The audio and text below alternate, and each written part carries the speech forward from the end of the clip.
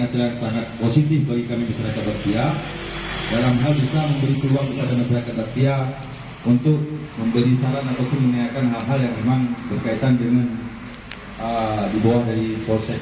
Jadi mungkin itu saja. Berarti intinya apakah acara curhat ini berlanjut di setiap kecamatan. Terima kasih. Memanfaatkan kedatangan Bapak, terutama kami hari ini ingin menyampaikan yang pertama untuk keamanan di Batia. Alhamdulillah itu saya bisa harapkan bisa tidur dengan nyenyak. Jadi kalau misalnya patroli itu ya mau rame mau sepi, saya minta tetap laksanakan. Saya akan cek. Dengan masukan ini saya akan keliling di tengah malam. Ya, kalau tidak melaksanakan patroli berarti Kapolsek tidak melaksanakan, berarti akan ada sanksi dari saya.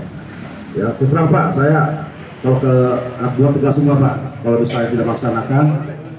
Jadi saya akan tingkatkan patroli malam di tempat-tempat rawan, jam-jam rawan. Insya Allah mudah-mudahan Pak, kita ikhtiar Pak, mudah-mudahan angka kriminalitas bisa kita tekan, khususnya pencurian Pak.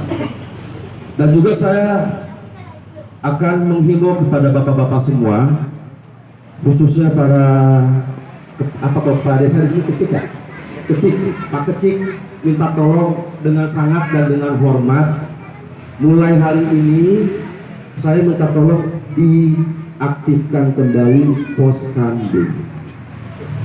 kamling. Ada Pak Babinsa.